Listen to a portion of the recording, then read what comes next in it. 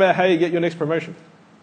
Now, there's lots of different ways to get promoted. Sometimes it just happens at random. So this is not like the only way to get promoted, but it's like going to tell some stories and share some things. But the majority of this is going to be about what you can take into the small group and kind of facilitate discussion. And some people are going to violently disagree with me. That's really good because it means you're going to have a great discussion in the group. So I'm going to look forward to that. So let's kick it off. I want to say first that promotion is not a reward. And there's some I don't know. I don't think I've ever heard I probably have heard people say, maybe when you're a bit younger, and you're like, I deserve that promotion, like I worked hard. I came here every day and I was working from 8 a.m. to 8 p.m. and, why do I get overlooked for the promotion? So I just want to say, first up, this is not what we're going to talk about. So I'm not going to talk about how to work harder. I'm not going to talk about how to deserve a promotion. This is not about that, okay? Just on the outset. Instead, I'm going to say what kind of my view of what a promotion is. So a promotion comes about when a manager has a problem with anything. So depending on what area you're in or what your expertise is in, could be a team needs building or a team has issues. You could have like a project that's going off the rails or someone's left and they need someone to run a project or they're spinning up something new. You could have a bunch of customers that are complaining. You could have revenue opportunities that are kind of not being going attacked yet. You could have cost issues you've got to reduce, but they need someone to come in and solve it. So the opportunity there is not a reward for good work. It's like, I'm a manager and I have this problem. I need someone to come and help me solve it. So I put that little thing up the top that says, help, this manager up there. So I'm giving you that view. That's what I reckon a promotion is all about. And I'm a manager, so I know what I'm talking about. So, so it's all about reducing risk is part of the equation, right? So this is like, sometimes I think when we're thinking about our jobs and our promotion, we're kind of looking at what we're doing day to day, executing, doing a good job, hitting our goals, whatever that is. But a part of like working in an organization and working for a manager and kind of delivering for a manager is about risk management, about mitigation. So I've got this little diagram here. When you're on the left-hand side and you're a startup on day one, and you go, the culture, kind of the vibe of the place is like, let's go, we're going to smash this, whatever it takes. We're going to take no prisoners. Like Amazon have this memo or something that they put out that Jeff Bezos is like, every single day we're going to be at day, I think he says at day 0 actually, maybe I should have counted from 0 like a good programmer. But day 1, we're going to go smash it every single day. And that's kind of, to keep an edge, that's a good thing to try and keep in your organization. But what tends to happen over time, and we've all kind of seen this, right? When you get to like day 4,000 odd, 5,000, 6,000, time marches on. And a group of people in an organization, you make lots of money then. You're like, oh, we got money, we got this product that makes all this money, we got thousands of customers. We better not do anything to mess it up. We better not like have something, put a new product out to market that everyone hates or a new version of it, or we better not get all these customers offside, or we better not raise the price because they're all going to leave and all this kind of stuff. So there's always like a consideration about how you're going to protect what you've got. You always want to be growing what you've got and kind of go to the next level, but there's certainly a concern or a factor or thinking patterns that go around, how do we not mess this up? Okay, so I think like when you think about a promotion and you're going to promotion, that's why I'm talking about risk, because part of the job about getting a promotion is about reducing risk and showing that to the manager. Like, there's no risk. You can promote me. Like, nothing to worry about. So that's what we're going to talk about. Now, I'm saying like, it might be controversial, right? Because sometimes I think it's common that people go, I got to be the person that cannot be replaced, right, in a team. So my value is like the person that everyone goes to for knowledge or everyone goes to get stuff solved, things like that. Don't be that person, okay? Because what that actually does, hopefully I'm not mentioning a slide a bit further on, just wait a second. Okay, I probably am. Anyway, it's fine.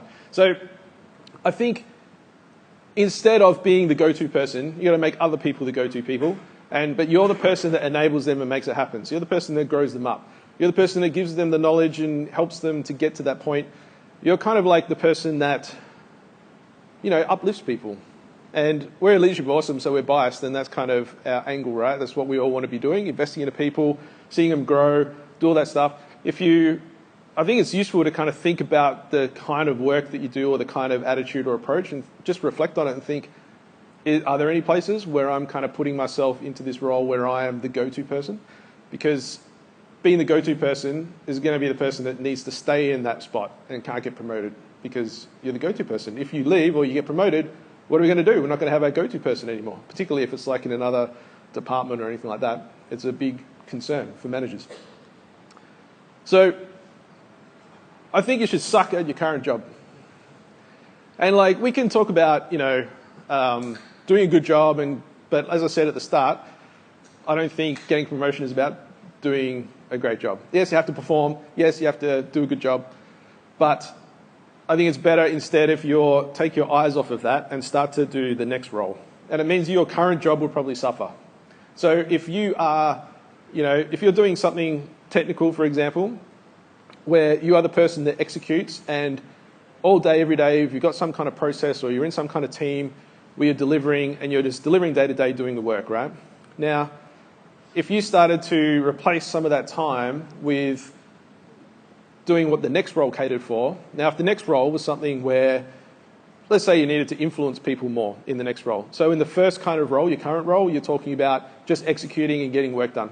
But in the next role, part of the next role is about not only doing the work, but influencing others that also do that kind of work. So that's kind of you're going around and doing some more leadership, right? So you're stepping out of the technical area, stepping out of the day-to-day execution, and looking at how are other people executing and how can I uplift them and get them to do better. So what's going to happen is that your current role is going to suffer. Now, this might be something you want to check in with your current manager and just make sure they're cool with that. But generally, like I've had people that in one of my teams in the past, and they were kind of, really gunning for their next role, and they're in their current role, they kind of weren't the best, whatever, technical person. They weren't the most outstanding technical person at that particular role or across the company or anything like that.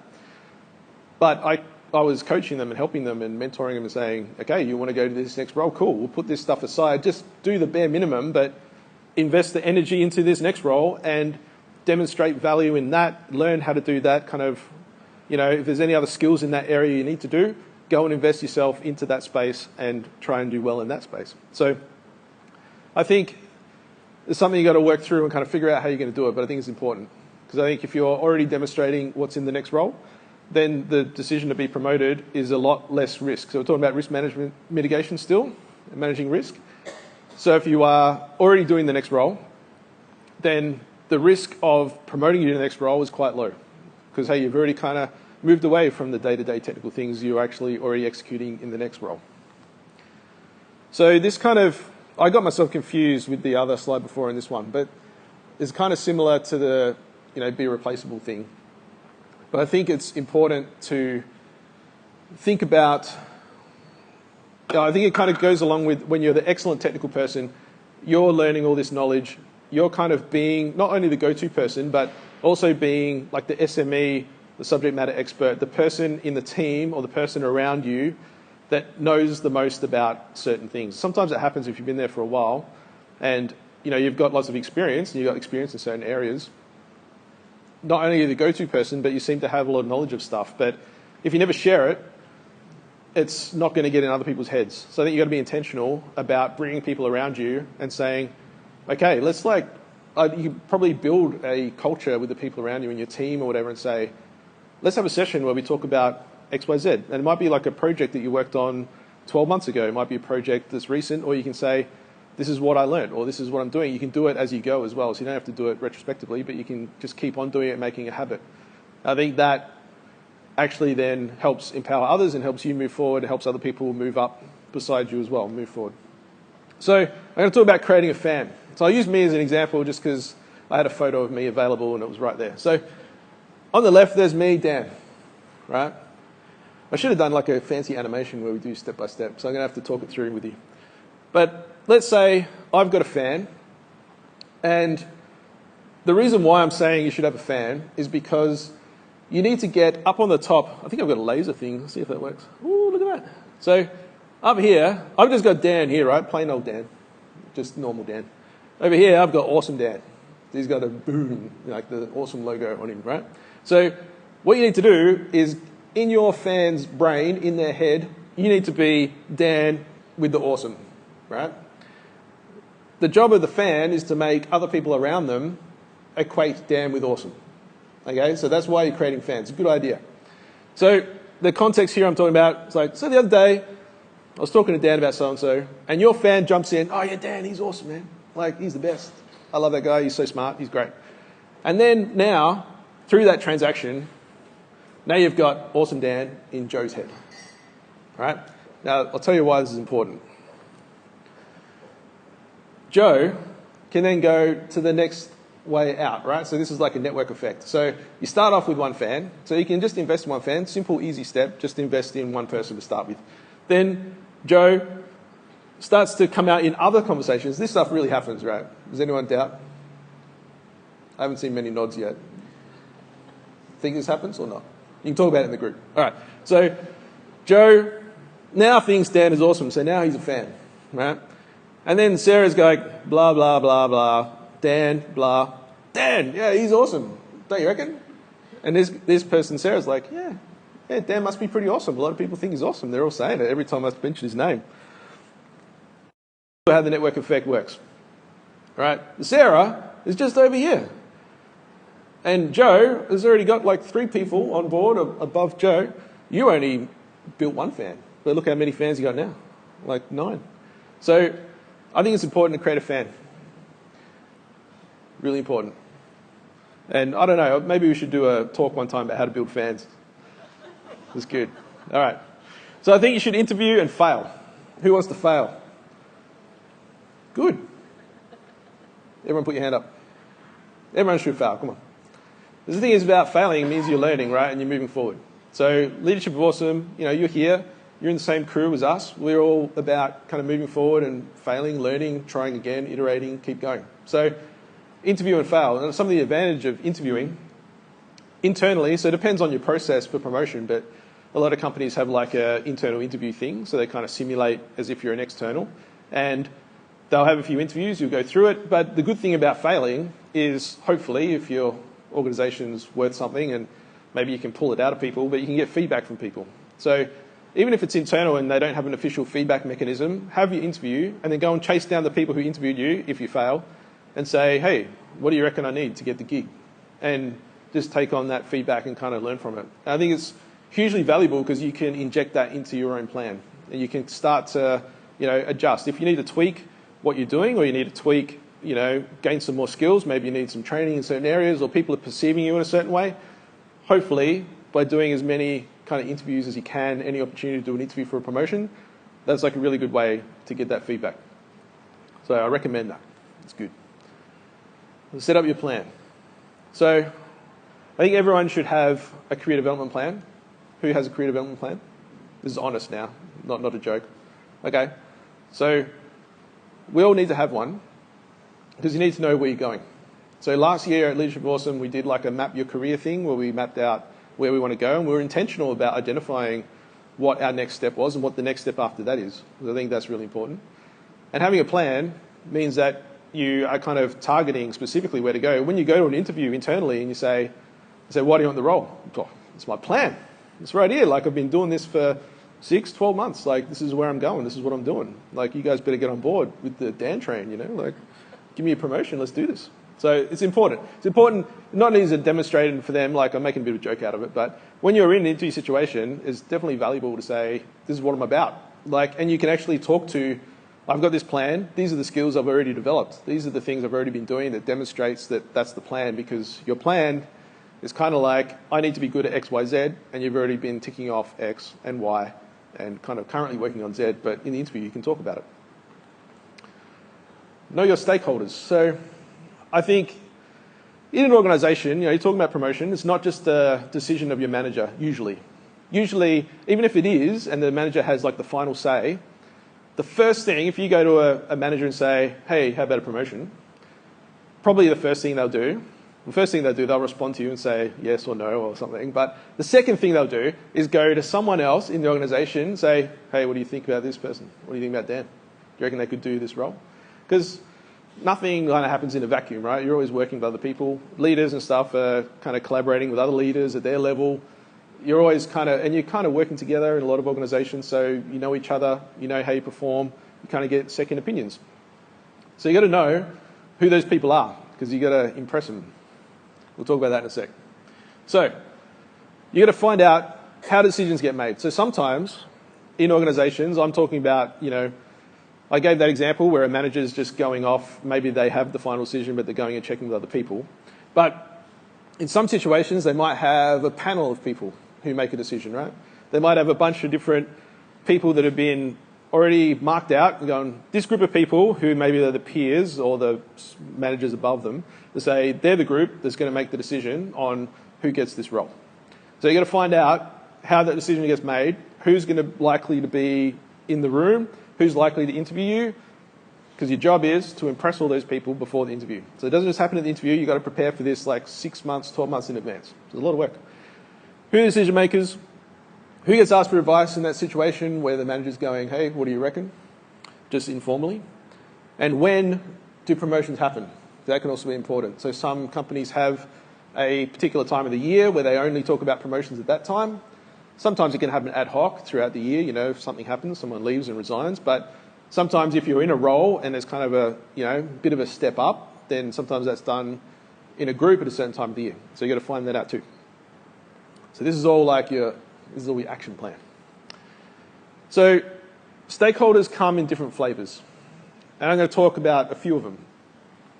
I'm kind of using 5 examples. There's lots of different types of managers above you, different types of leaders, people who are into different things. I've kind of marked out this stereotype for each type of manager here, but it's very exaggerated, right? But there's truth to it because there's real life behind this. So this is kind of real life experience of seeing managers who care about stuff, particular things, or personalities. For me, I'm very invested in people. So for me, people is a big thing. So if someone says to me, oh, Dan, can I get a promotion? First thing I'm going to kind of think about, does this person care about people or not? If I'm going to put them into a leadership role or the next level where they're doing more leadership, I'm thinking, do they care about people? Do they subscribe to the Leadership of Awesome way of leadership? Because that's important to me, obviously.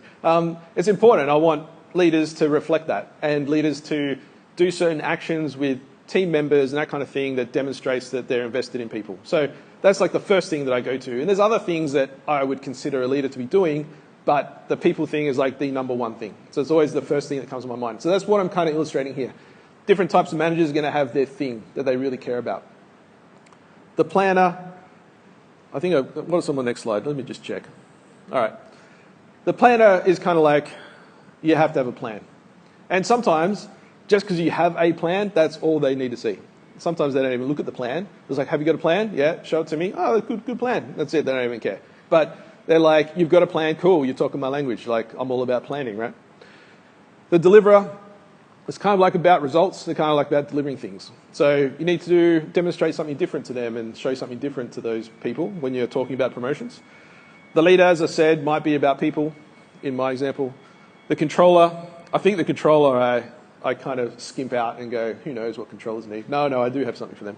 We'll save that. The in-depth one can be for next month, but I do talk about it a bit. And a thinker might be more rational, so they might need time to think about stuff.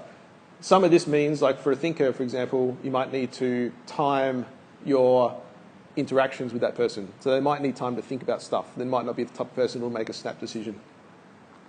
So here's a bit of examples of what you can kind of feed to stakeholders. So, as I said, the planner cares about the plans. Now, it might well be, so I do know a person that's like this, they just ask you in the interview, what's your career development plan? Which is why I said before as well, you should create a plan. But that kind of person just cares about the plan. And they're have you got a plan? Yes.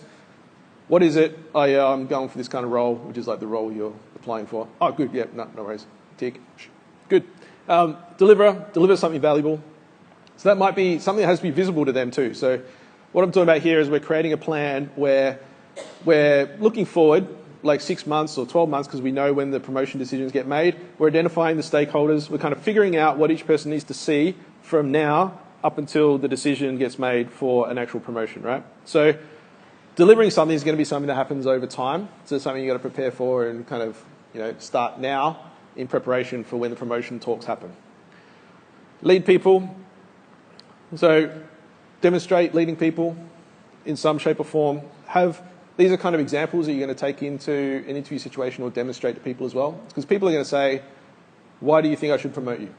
Right? And so you've got to have a good answer. So you've got to be able to sell yourself. You've got to be able to say, look, I've delivered this stuff. If they're a deliverer, if they're like a leader with people stuff, I've led all these people. Look, all these people follow me. I should just get the role as a leader, right? No brainer. The controller, my tip for controlling people is to involve them in the process. Not too much, because they like to control. But you can kind of give them access into the situation because they want to know the detail, right? Like they want to be in on what's going on. So if you let them in to the process, they feel like they're a part of it. So they feel like, yeah, okay, I understand. I can see what's happening. I can see all the dots lined up. If you kind of spring it on them and say, hey, I want a promotion, they're like, whoa, hang on, I don't know what you're doing. I don't get it. ABC, which I'll cover in a sec, that's a special one for later. All right, so the first step is have a career development plan, okay? So if you want a promotion, you're going to walk out of here tonight, you're going to go home, spend like 2 hours going, what's my plan? And plan at the moment, maybe in a 5-minute plan, can be you need to get to this next role and then the next role after this. That might be the plan for tonight. Fine, that's good. At least you've got a plan. It's a start. Then you can start to work out how you're going to get there. But just having one is a tick. Find a project. So finding a project is a way to be visible to managers and visible to groups of people in the organisation, your stakeholders who are going to make a decision. I would encourage you to kind of look at things outside of your role.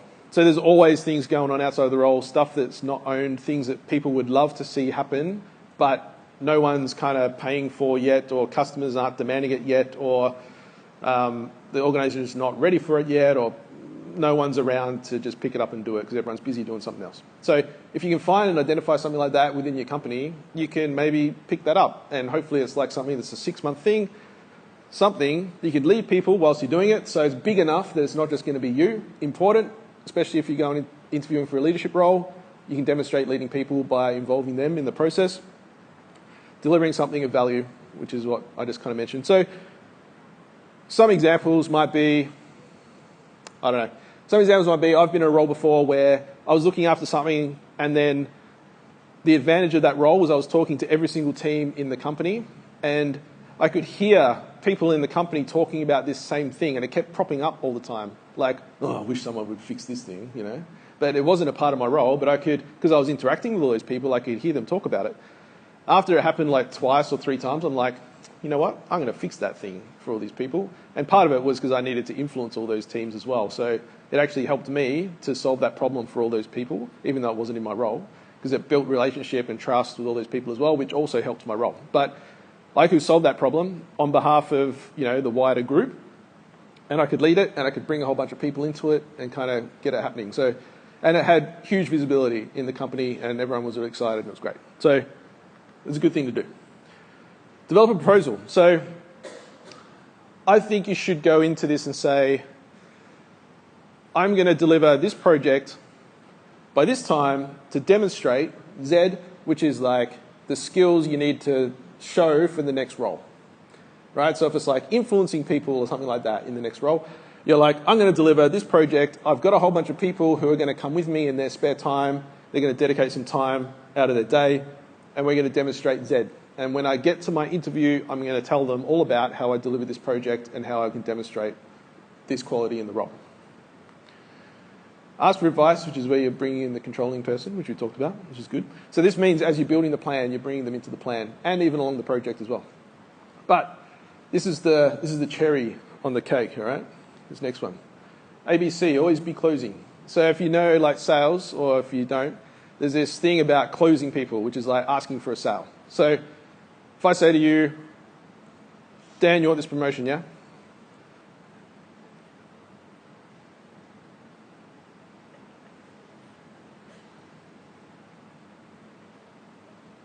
No? You don't want the promotion? Okay.